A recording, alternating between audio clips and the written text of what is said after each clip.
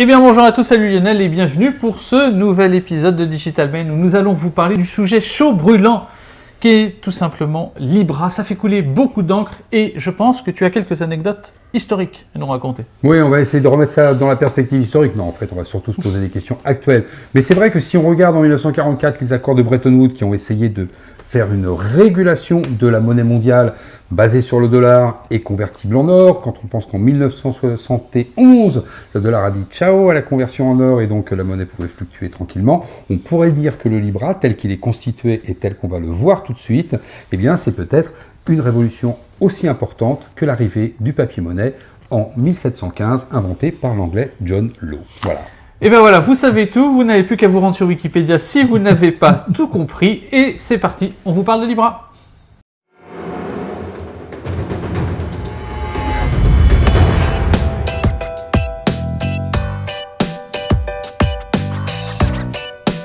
Donc, sujet chaud brûlant aujourd'hui, effectivement, Libra, qui est un projet de crypto-monnaie. Voilà, on peut se poser la question, crypto ou pas crypto, la réponse est, pour nous, c'est une crypto-monnaie. À la différence par contre du Bitcoin, qui est l'emblème de la crypto-monnaie depuis 2008 et la crise des subprimes, eh bien, Bitcoin est basé sur une blockchain publique, alors que Libra est basé sur une blockchain privée. Voilà. Privé, donc effectivement décentralisé mais régulé, c'est donc effectivement quelque chose qui est à noter, qui est important puisque c'est un consortium de plusieurs sociétés qui va réguler au travers de Calibra, et on va vous en parler, tout simplement cette monnaie. Donc la grosse différence, c'est qu'aujourd'hui, les cryptos que l'on connaît, on ne peut pas faire beaucoup d'échanges avec. Donc ce sont surtout de l'or numérique, de la réserve. Alors c'est vrai qu'elles sont hautement spéculatives. Alors que le Libra, normalement, avec les quelques chiffres que l'on va donner, eh bien, il devrait être accepté par pas mal de commerçants. Ça deviendrait une monnaie d'échange, une monnaie de transaction. Enfin, en tout cas, un asset, si on ne veut pas parler du mot monnaie exactement, oui, mais un asset de transaction. Voilà. Alors, qu'est-ce que le principe du Libra ? Le principe du Libra, c'est de permettre la transaction financière entre différentes personnes, entre différentes entités, des particuliers entre particuliers, des particuliers vers les professionnels, voire même potentiellement des professionnels vers les particuliers, à terme, si on parle effectivement de services bancaires. Tout du moins ce que dit Facebook, au travers du livre blanc qu'on vous invite effectivement à lire, qu'ils ont publié, qui est très rapide à lire. Oui, il y a quelques feuillets. On veut quelques feuillets, mais eux, effectivement, se donnent pour mission d'offrir des services bancaires à des personnes qui aujourd'hui en sont totalement exclues. Voilà, donc il ne faut pas raisonner ni en européens, en occidentaux, qui sont très bancarisés, voire extrêmement bancarisés, mais pensez que dans les 2,5 milliards de personnes qui ont un compte Facebook, il y a aussi beaucoup de personnes qui ne sont pas bancarisées. Et que pour elles, ça deviendrait aussi simple de transférer de l'argent ou d'acheter quelque chose, ça deviendrait aussi simple que de passer un SMS ou d'envoyer un email. Ce qui est sûr, c'est que le Libra, à l'opposé donc de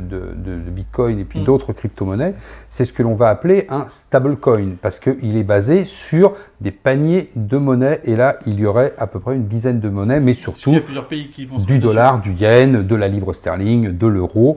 Alors tout ça n'est pas...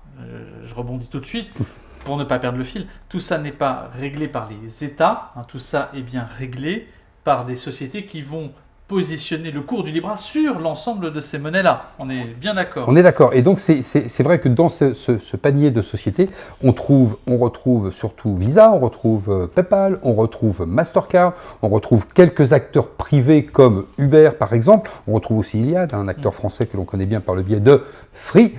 Et puis, on retrouve Lyft, on retrouve exactement. Et ils ont chacun mis 10 millions pour rentrer dans le consortium. Exactement. Alors, ce stablecoin, il ne faut pas dire que c'est le premier stablecoin. Historiquement, j'aime bien faire quelques petites recherches. Il y a le Tether qui est un stablecoin qui s'appuie sur le dollar. Simplement, sa parité, c'est 1 à 1. Donc, c'est simplement une crypto-monnaie qui, en fait, ressemble au dollar. Je n'en avais pas entendu parler, en fait, avant de préparer cet épisode. Voilà, on ressort quand même quelques trucs potentiellement intéressants. Donc, ce qu'il faut bien comprendre, c'est que Libra, c'est la monnaie, et Calibra, c'est finalement l'association créée par Facebook à des fins de mission, d'ouverture des services bancaires à des personnes qui n'en ont pas l'accès.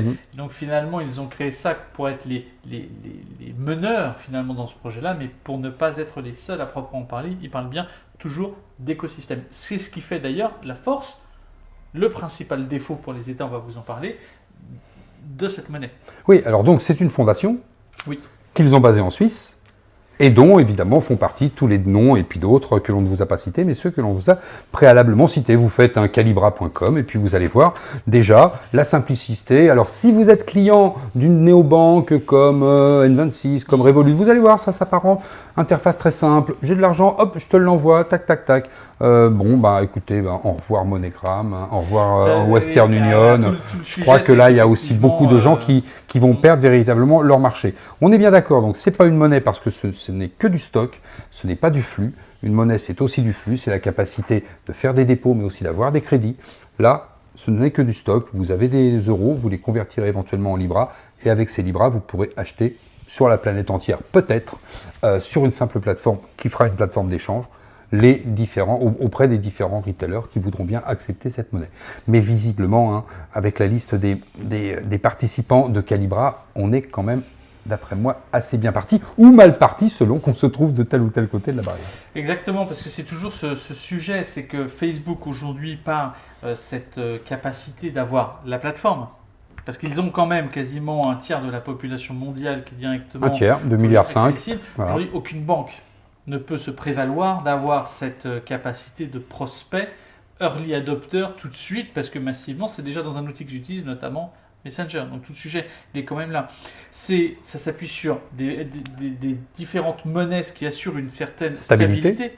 Et c'est ça qui fait aujourd'hui... Stabilité, confiance, Stabilité, oui. Donc stabilité, confiance, vous avez confiance parce que la monnaie est stable. Donc naturellement, au bout d'un moment, on pourrait imaginer qu'avec les dévaluations qu'on a pu voir au Venezuela ou autres, ça devienne, vous me payez en telle monnaie, parce que globalement j'y crois plus que dans d'autres effectivement qui sont plus ou moins stables. Et puis globalement c'est aussi tous les partenaires qui ne sont pas des petits partenaires mais des gros partenaires. Puis en même temps, donc il y a du Uber, il y a du Visa, du Mastercard, il y a, comme tu le disais, et puis il ne faut pas oublier que ça a été créé non pas par un ancien newbie ou un newbie de la crypto, c'est quand même accessoirement David Marcus qui est à l'origine, ou serait à l'origine de ce projet-là, en tout cas qu'il le gère en grande partie, et donc qui est accessoirement un des anciens de PayPal.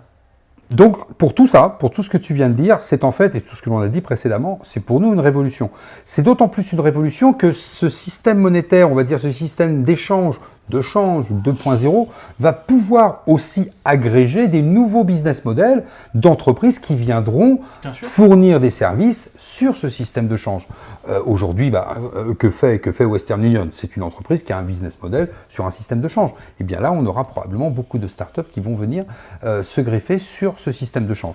En tout cas, tel qu'il est imaginé, tel qu'il a été décrit dans le livre blanc, il fait peur véritablement aux États si on entend quelques ministres bien pensants qui se sont exprimés de façon publique autour de ça. Mais pourquoi il fait peur aux États? Parce que finalement, il s'attaque à la confiance qui est quand même légèrement effritée depuis la crise des subprimes de 2008. Elle est tellement effritée, cette confiance, que même les États sont venus au secours de certaines banques en disant aux particuliers « mais il y a une garantie des dépôts de 100 000 euros par contre ».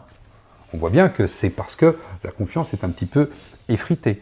Ce qui fait peur également, c'est la finance de marché, cette finance que l'on appelle le shadow banking, c'est-à-dire ce n'est pas de la production monétaire qui vient des banques centrales, c'est de la production monétaire qui vient de l'échange de services. Eh bien ces gens-là, du jour au lendemain, ils cliquent sur un bouton, au lieu de faire du shadow banking en dollars, les 2/3 des dollars qui circulent sont issus de cette finance de marché, ils cliquent sur un bouton, ils le font en Libra.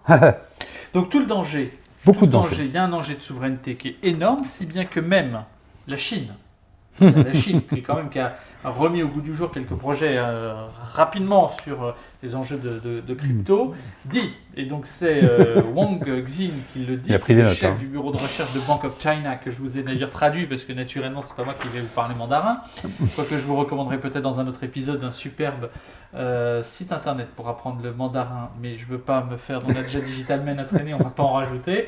Effectivement, si Libra était massivement adopté, cette nouvelle devise aurait le potentiel de profondément modifier les équilibres monétaires, la stabilité financière et jusqu'au système économique international.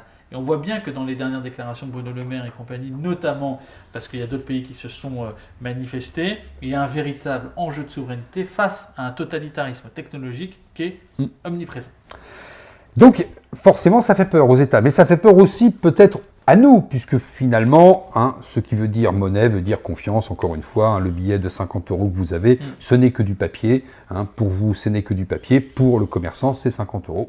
Donc forcément, il y a de la confiance là-dedans. Donc quelle sera la robustesse d'un système tel que le système de Libra pour des cyberattaques? Aujourd'hui, on a des banques qui se protègent de quelques centaines de milliers de clients. Là, il faudra des banques qui se protègent de milliards de clients. Enfin, une plateforme d'échange de milliards de clients. Comment Facebook va gérer cette transparence? Parce que on a vu quand même que l'année dernière, avec ces 32 scandales, dont Cambridge Analytica pour le plus connu, c'était pas toujours très très simple pour cette plateforme. Et c'est peut-être aussi pour ça. RGPD était cool. Voilà, exactement. Et puis, qui va produire la garantie des dépôts? Est-ce que les garanties des États sur les banques, dont on s'apprête à signer les accords BAL 4 sur les réserves de fonds propres pour avoir des critères prudentiels, une banque ne doit pas prêter plus que tant de sa réserve de fonds propres, etc. Qu'est-ce qu'il va advenir de cette plateforme d'échange? Voilà. Quelles sont ces règles en fait? Surtout sur les règles de microcrédit qui seraient peut-être potentiellement les premiers services bancaires qu'ils ouvriraient, parce que ce ne serait pas à destination des Européens. Et puis, Facebook est quand même une société américaine et on sait que les États-Unis sont capables de démanteler une société qu'ils trouvent trop importante, comme ils l'ont fait avec les télécoms ou comme ils l'ont fait il y a encore un peu plus loin dans le passé avec les sociétés pétrolières. Donc on voit bien que là, il y a quand même un certain nombre de peurs qui sont présentes. Mais les caractéristiques qui sont celles du Libra, on pourrait quand même retrouver ces caractéristiques auprès d'autres sociétés. Finalement, des sociétés qui seraient à l'échelle planétaire pourraient faire ça, des sociétés privées. Des sociétés qui auraient une base de clientèle énorme pourraient également le faire. Et des sociétés qui, encore une fois, seraient capables de générer de la confiance. Générer de la confiance par elles-mêmes, par leur nom, par l'exercice de leurs fonctions actuelles, mais un petit peu comme le fait Facebook, parce que tout seul, il n'aurait pas eu la confiance des populations, c'est certain, en s'associant peut-être aussi avec les Mastercard, les Visa, etc. T'en vois quelques-unes de ces sociétés. Naturellement, comme ça, tu me dis, je devais te parler effectivement de Google, d'Amazon, mais Amazon a déjà créé presque sa monnaie, ces miles locaux, qui sont ces crédits qu'on peut préacheter sur Amazon et donc qui ont une valeur véritable, pourquoi en parler, sur le site internet. Tencent, donc on a de toute façon le choix entre une bipolarité dont on parle depuis des années du monde, qui est d'un côté la zone Asie avec les BATX, particulièrement la Chine, et puis naturellement l'Internet américano-occidental que l'on connaît, qui est celui dont on a, nous, effectivement, les GAFAM. Alors, est-ce que l'on devra avoir un compte en Libra, comme vous pouvez avoir un compte en Bitcoin si vous êtes client de chez Revolut, par exemple? Eh bien, peut-être que la réponse, ça sera la confiance. La confiance. Voilà. Et dans une société d'économie, seule la confiance domine. Je crois que finalement, aujourd'hui, c'est ça qui est important. En tout cas, c'est ce qui fait peur. C'est cet enjeu de souveraineté dont je parlais dans un instant et qui d'ailleurs a fait bouger la Chine récemment, puisqu'ils ont réactivé leur projet à vitesse grand V. Du crypto-yuan, voilà. Mais basé sur le yuan. Donc, effectivement, alors que la force du Libra, et c'est son danger. C'est son panier de monnaie. Voilà. Oui, mais le concept est un peu... Alors, le concept est le même, mais en mettant un panier de monnaie, ça y est, ça devient complètement différent. Bon, alors là, par contre, il y a plusieurs milliards tout de suite. Donc, globalement, effectivement, de personnes en tout cas. Donc, effectivement, il y a énormément de choses. On voit bien que c'est un sujet brûlant, c'est un sujet d'enjeu de souveraineté, c'est un sujet politique, c'est un sujet régalien, c'est un sujet qui est passionnant, qui va animer les débats. C'est pas pour autant qu'il faut l'aduler ou en avoir peur. En tout cas, il faut attendre de voir ce qui va se passer, parce que naturellement, il faudra se conformer aux règles qui sont celles des États.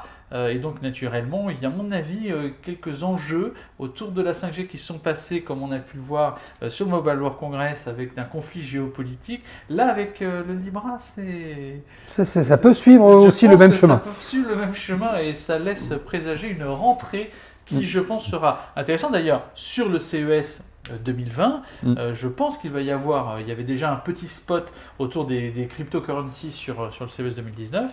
Je pense que sur le CES 2020, ça ne m'étonnerait pas que Facebook soit présent. Et puis encore une fois, à exister d'ici là. Exactement. Et puis encore une fois, on est face à une proposition faite par une société privée. Nous sommes des acteurs, nous, à titre personnel, libre de nos mouvements.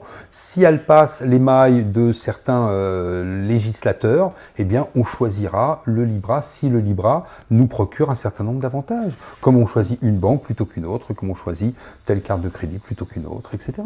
Si on accepte aussi le fait d'avoir plus ou moins de transparence sur l'analyse de notre parcours d'achat et de nous donner, mais qui est de toute façon déjà là, que au les travers banques des ont déjà. et nos achats. Donc globalement, c'est un peu le chat qui se mord la queue sur ces sujets. Non, de la disons que, protection des voilà, données. disons que le vrai gros problème de protection certains des des données. tracteurs, c'est que Facebook fait son miel et fait son chiffre d'affaires sur de la publicité issue de nos données personnelles, ce qui n'est pas le cas des banques. Mais les banques en connaissent tout autant, voire plus que Et les Facebook sur nous. détracteurs vont jusqu'au crédit Voilà. social, Ouais. effectivement, mais qui n'est pas inenvisageable, hein, bien Ouais. entendu. Le crédit social qui, en fonction de votre comportement, en fonction de vos actions, en fonction de la manière dont vous consommez, peut-être même de vos salaires, etc., de votre condition sociale, enfin tous ces éléments permettront d'avoir, comme on peut l'avoir dans Black Mirror, mais ça existe déjà en Chine, c'est tout simplement une note sociale et ce crédit vous permet d'accéder à plus ou moins certains services de l'État, certains services privé, c'est ce qui existe aujourd'hui en Chine, qui a été rapporté par The Guardian et qui estime dans cet article qu'il y aura environ 20 millions de personnes en Chine qui aujourd'hui ne pourraient pas accéder à différents services comme le train, comme les avions, en fonction de leur crédit social. Voilà, donc ça en tout cas, c'est notamment ce qu'on a pu entendre au travers des différentes déclarations de Gilles Babinet. Et c'est quelque chose qu'on ne peut pas ignorer quand on parle de ce que pourrait être à terme une monnaie portée par un tel consortium d'entreprises. Un tel consortium d'entreprises privées et non contrôlés ou non soumis à des règles d'État. Mais peut-être qu'elles le seront. Aujourd'hui, c'est un livre blanc, c'est un projet, c'est un concept. Il faut attendre 2020 normalement pour que ça soit effectif. Donc, entre-temps, il y a de l'eau qui va couler sous le pont, comme dit notre vieil adage. Et on verra si on adoptera ou pas. De toute façon, in fine, ça sera nous qui aurons le choix de dire « moi, j'échange en Libra en simple clic comme un SMS avec Messenger ». Voilà, affaire à suivre. En tout cas, on vous souhaite à tous et à toutes de bonnes vacances. On se dit à la rentrée. Et puis d'ici là, ayez de très belles aventures autour du digital. Bye bye. À très vite.